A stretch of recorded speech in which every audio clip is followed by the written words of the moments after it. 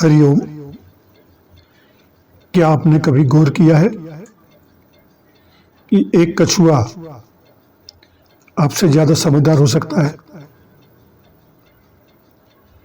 जब दुनिया उसे तकलीफ देती है, वो भागता नहीं, वो चिल्लाता नहीं, वो बस भीतर से मर जाता है। और आज से हजारों साल पहले कुरुक्षेत्र के मैदान में भगवान श्री कृष्ण ने अर्जुन को यही सबसे बड़ा रहस्य बताया था। आज उसी रहस्य को हम समझेंगे।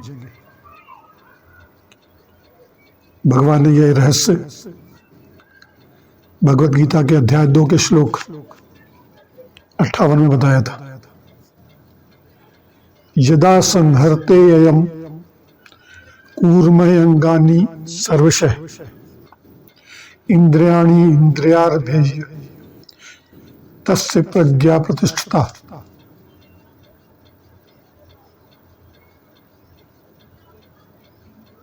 ये था श्लोक। वो समझते हैं कि भगवान का इसके माध्यम से संदेश क्या है।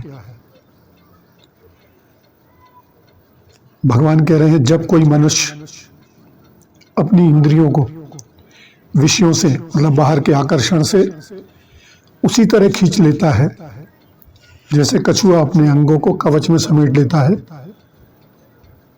तो उसकी बुद्धि स्थिर हो जाती है, वह यहां वहां भागती नहीं है। सोचिए, हम इंसान कितने बेचैन हैं। सुबह उठते ही फोन चाहिए, किसी ने लाइक नहीं किया तो मन उदास, किसी ने तारीफ नहीं की तो दिन खराब।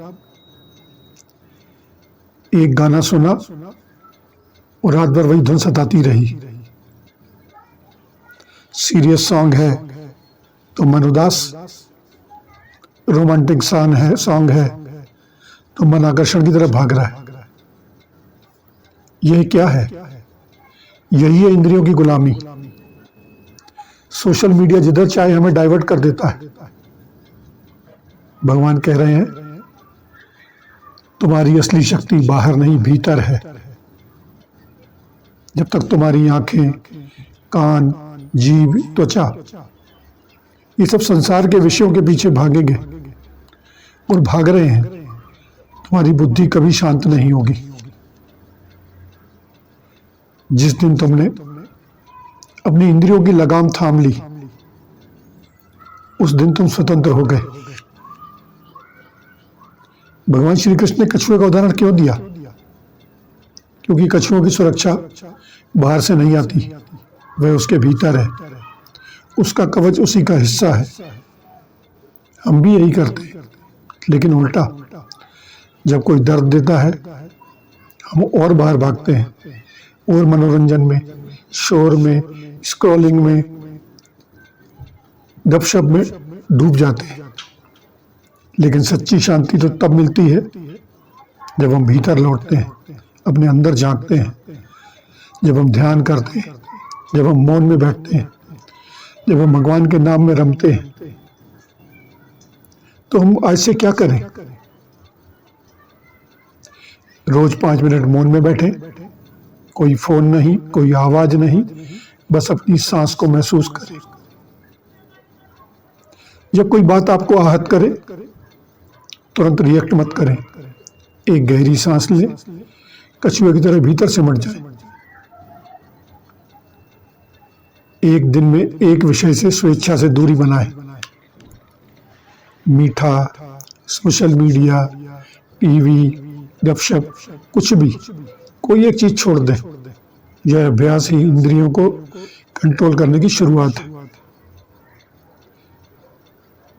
अब आप ये कहेंगे या ये करेंगे तो आप महसूस करेंगे एक अलग ही शांति, एक अलग ही शक्ति। भगवान कृष्ण हमसे दूर नहीं है।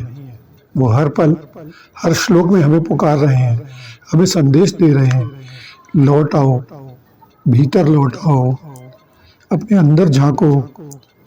यह गीता सिर्फ एक ग्रंथ नहीं है, यह आपके जीवन का मार्गदर्शक है। अगर यह संदेश आपको छू गया हो तो उसे उस इंसान के साथ जरूर शेयर करें जिसे आज शांति की ज़रूरत है, जो अशांत है, जो इधर उधर भाग रहा है। हरिओम।